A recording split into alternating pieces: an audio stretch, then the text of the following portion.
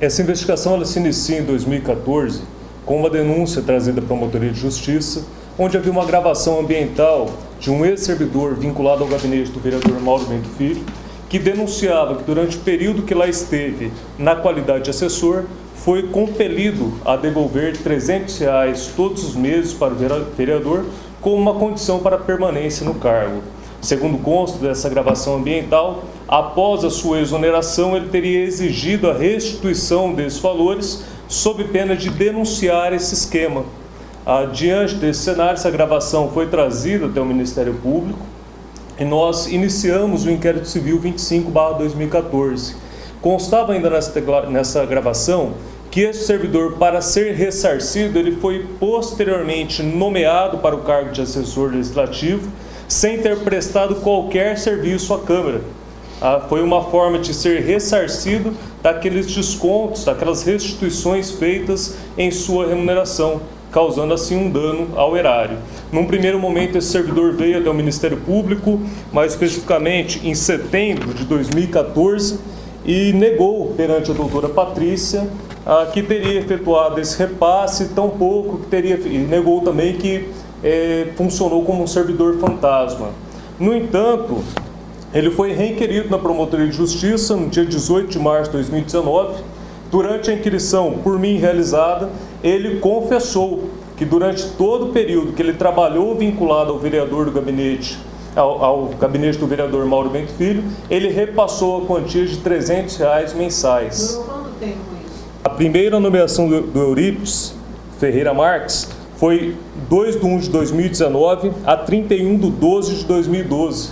Nesse integro, então, durante 48 meses, ele restituiu mensalmente ao vereador a quantia de R$300.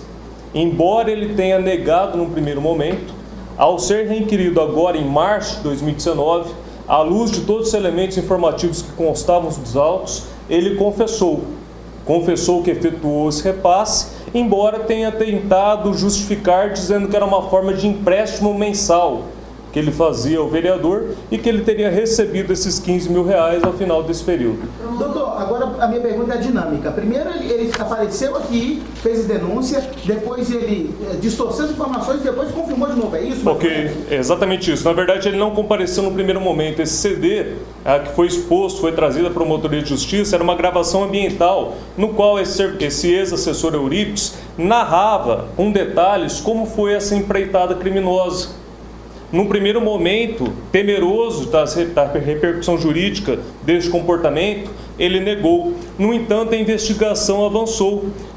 Em 2017 foram ouvidos outros servidores. Com a minha chegada em 2018, nós conseguimos aí na 4ª Promotoria confirmar, através de 8 ex-assessores, os 8 confirmaram que todo o período que estiveram vinculados ao gabinete do vereador Mauro Bento Filho efetuaram repasses mensais a ele. Os valores variavam de R$300 a 300, 500, 700, até servidores que repassavam 1.500 por mês, e absurda situação de servidores. Aliás, todo repasse é absurdo porque configura uma corrupção, mas temos situação de uma ex-servidora que ela ganhava R$4.111 líquido, ela ficava com 1.000 e restituía R$3.111. Essa assessora ela não tinha nenhuma vinculação política, ela permaneceu no gabinete por apenas um mês. E ao se deparar com essa situação, mesmo sendo uma pessoa humilde, recusou-se a participar desse esquema e pediu que fosse exonerada. Então isso corroborou todas aquelas informações anteriores. Então são 8 servidores, inclusive essa, uma situação absurda de uma servidora que foi contratada para trabalhar meio período por R$1.000. E ao receber o seu primeiro contra-cheque, constatou que o seu salário era de R$4.111. E aí, indignado com aquilo, procurou o gabinete, procurou o RH para tentar devolver o valor para a Câmara Municipal, porque era um valor muito superior ao que com ela foi combinado. E nesse momento ela teve a ciência que ela deveria, na verdade, restituir ao vereador através de interposta pessoa.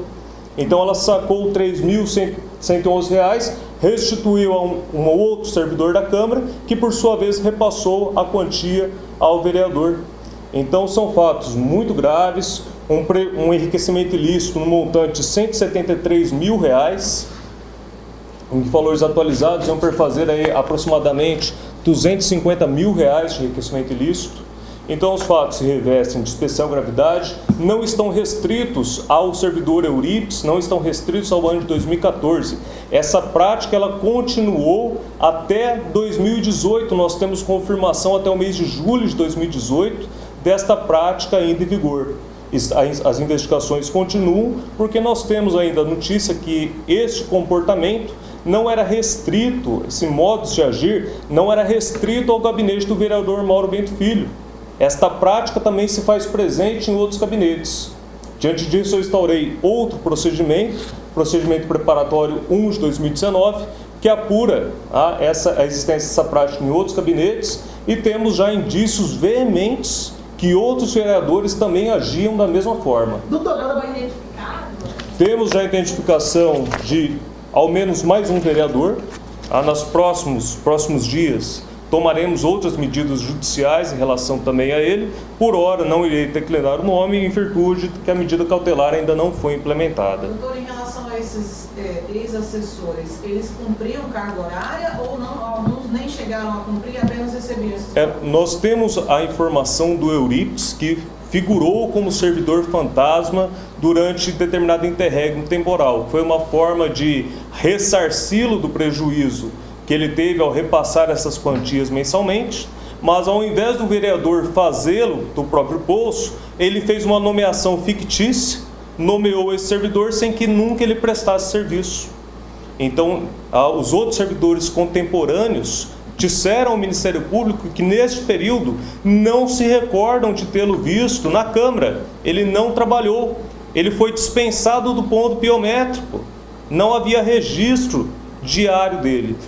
Diante das declarações de demais servidores e dos indícios constantes dos autos, fica muito claro que essa segunda nomeação realmente ela foi feita para ressarci-lo daqueles descontos indevidos, fato que foi feito à custa do erário municipal, o erário que suportou esse prejuízo.